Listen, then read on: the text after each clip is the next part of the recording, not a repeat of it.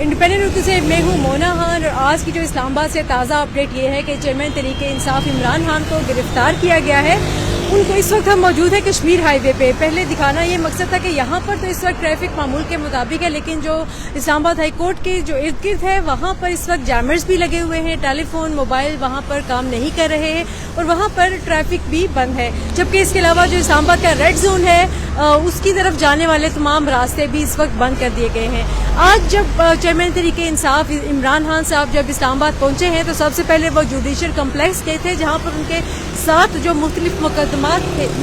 تھے ان پہ ضمانت قبل از گرفتاری کی جو ضمانتیں تھیں اس کے لیے انہوں نے وہاں پر جانا تھا، درخواست دائر کرنی تھی، ضمانت دینی تھی، تو ان کو وہاں پر ان کو ضمانت مل گئی۔ 23 جون تک ان کو ضمانت ملی ہے، 50,000 کے ضمانتی مچلکے انہوں نے جمع کروانے تھے، جس کے بعد انہوں نے اسلام آباد ہائی کورٹ آنا تھا۔ اسلام آباد ہائی کورٹ میں ان کے 2 مقدمات تھے، ایک محسن شاہ نواز رانجھا اقدام قتل کیس تھا جس میں ان کی عبوری ضمانت آج تک تھی، 9 مئی تک تھی، جبکہ دوسرا کیس یہ تھا جو کہ اعلیٰ عسکری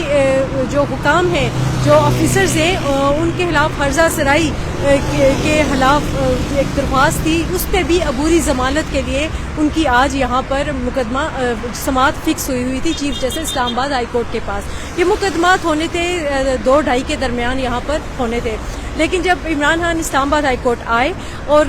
چونکہ ایک ضمانت کی جو درخواست دائر کرنی تھی اس کے لیے ان کو دائری برانچ جانا تھا اور وہاں پر ان کو بایو میٹرک کروانا تھا، جو کہ ایک شرط ہوتی ہے کہ جب بھی کوئی درخواست دائر کی جاتی ہے تو بایو میٹرک کروانا ہوتا ہے۔ جب وہ بایو میٹرک کے لیے کمرہ عدالت میں آنے سے قبل جب وہ دائری برانچ گئے، وہاں پر جو بایو میٹرک والے کمرے میں جا کے انہوں نے بایو میٹرک کروایا، تو اسی دوران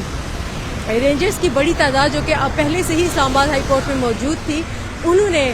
چیئرمین تحریک انصاف عمران خان کو وہاں سے حراست میں لیا اور وہاں سے لے کر وہ نامعلوم مقام پہ چلے گئے۔ کہا یہ جا رہا تھا کہ شاید نیب راولپنڈی میں ان کو لے کے جایا جائے گا، لیکن چونکہ وہ سابق وزیر اعظم بھی ہیں تو اس لحاظ سے پروٹوکول کو فالو کرتے ہوئے ان کو میں بھی کسی دوسرے محفوظ مقام پہ لے جایا جائے گا، لیکن تاحال اس حوالے سے ابھی تک کوئی حتمی بات سامنے نہیں آئی ہے۔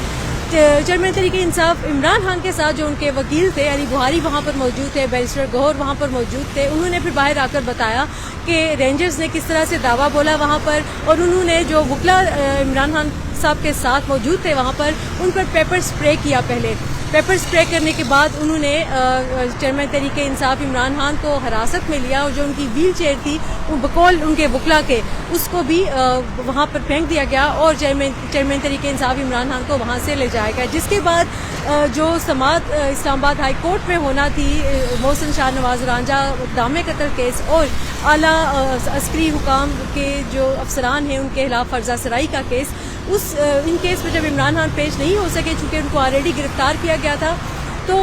چیف جسٹس اسلام آباد ہائی کورٹ نے اس معاملے پر نوٹس لیا اور انہوں نے سیکرٹری داخلہ اور آئی جی اسلام آباد کو طلب کیا 15 منٹ کے لیے، جس پہ 15 منٹ کے لیے ان کو طلب کیا، لیکن ایڈوکیٹ جنرل نے کہا کہ آپ آدھا گھنٹہ دیں تو وہ عدالت میں پیش ہو جائیں گے۔ چیف جسٹس کا یہ کہنا تھا کہ احاطہ عدالت سے ان کو گرفتار نہیں کیا جا سکتا چونکہ وہ آلریڈی ایک مقدمے کے لیے اسلام آباد ہائی کورٹ میں موجود تھے، تو احاطہ عدالت میں مجرم کو پہل ویسے بھی گرفتار نہیں کیا جاتا، تو یہ آپ نے بہت غلط حرکت کی ہے اور یہ آپ نے کیا کیا ہے۔